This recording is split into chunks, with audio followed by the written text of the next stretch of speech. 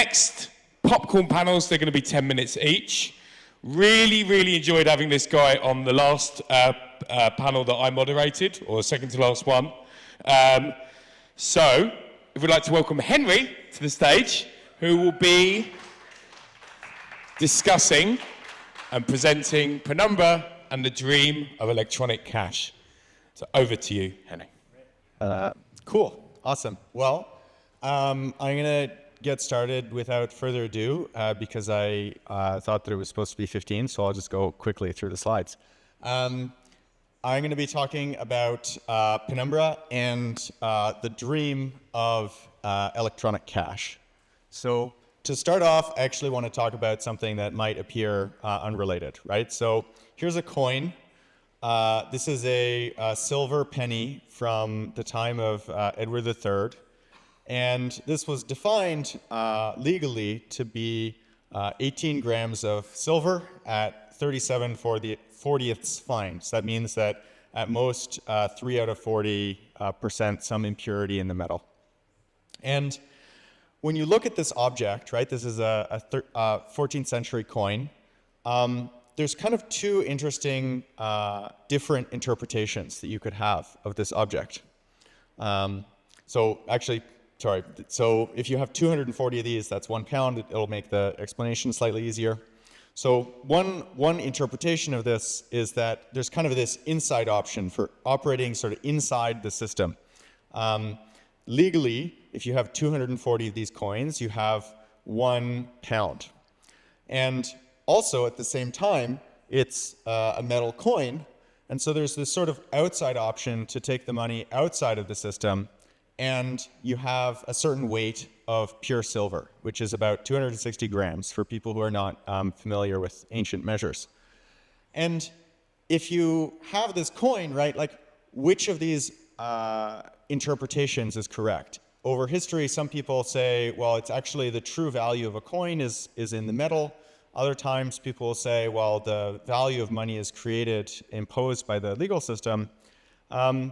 And neither of these perspectives are actually right. All of the times that people have tried to have truly, purely metallic systems, they just collapse because eventually they fall apart without intervention. On the other hand, when the political power is able to sort of sovereignly define the value of money, this also often causes problems. And so it's actually the relation between these two things that at the time was mediating between the power of the king and the power of the barons, right? The barons can have their coins, use them, but they could also melt them down for silver and go to war with the king. There's a kind of interesting analogy here, slightly imperfect with the way that stablecoins work on chain, but I'll let people kind of mull about that. The point here is that even 700 years later, cash is still a balance on political power. It's a way to say there's going to be some kind of central authority over money, but the contours and the specific reach of that authority is going to be limited for practical constraints. So the problem, though, is that a free and open digital society that's existing online needs to have some kind of electronic cash. And so far in the transition into a digital society, we've lost this, which is a pretty significant issue. So when I say electronic cash, what do I mean by that? There's 4 basic attributes. One is bearerness, right? So someone who holds the cash owns it. The second is integrity. So you need to not be able for someone to forge items of value. In the past, this would be that forging the metallic coins is difficult. You also need fungibility. So all of the cash has to be equal to all of the other cash so that people can use it as their medium of exchange. And fungibility also requires privacy, right? Because if you don't have privacy in your use of cash, then all of a sudden you lose the fungibility of the token. If somebody says, oh, well, actually this has this like complete chain of history, all of a sudden it's not actually fungible. And you see this with Bitcoin where if you have cleanly mined, recently mined Bitcoins, those actually command a price premium over older Bitcoins because they're less likely to be frozen or targeted by some kind of chainalysis type thing. So there's been about 40 years worth of cypherpunk dreams towards building some kind of electronic analog of cash.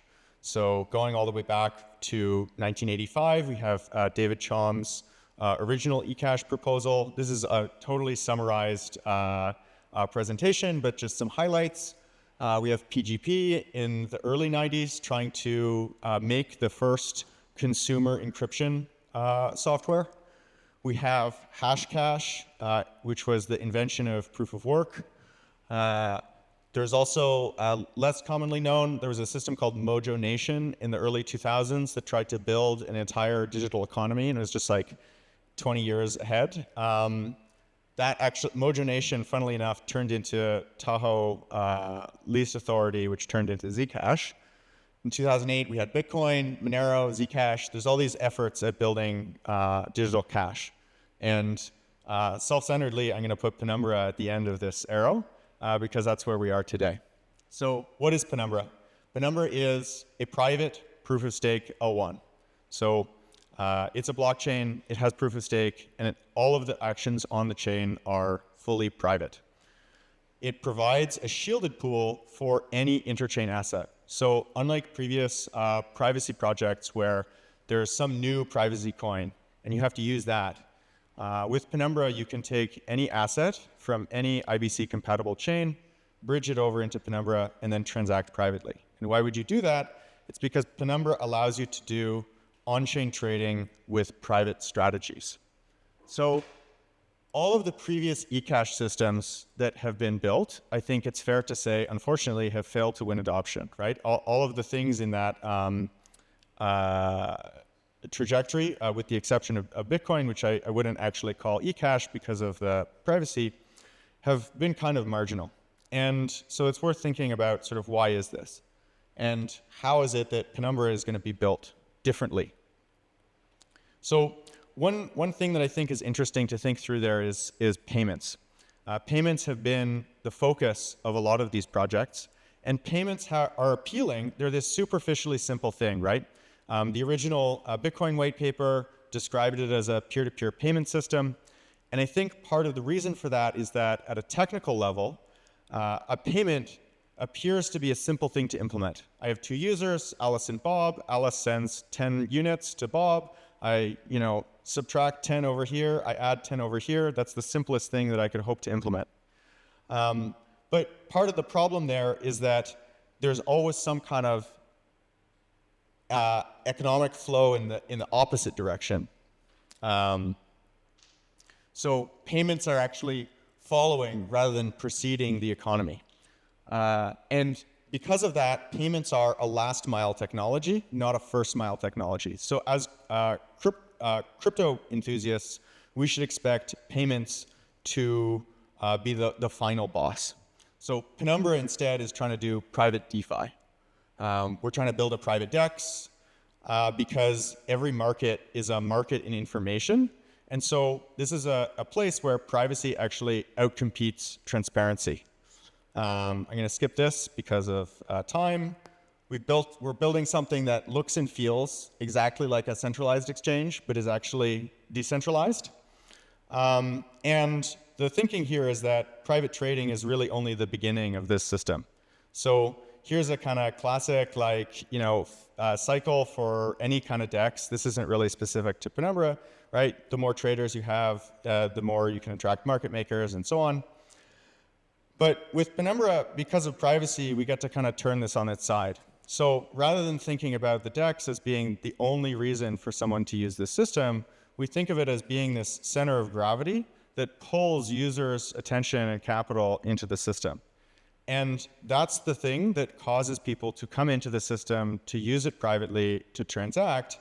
And it points towards a possible endgame of Penumbra as a universal privacy layer, where once you've built this critical mass of users who are performing economic activity on chain, you can then have them use Penumbra as kind of a shielded home base. They go out to some other chain, do some interaction, and then finish. So that's the talk. Thanks for listening, and hope you all have a great rest of your conference.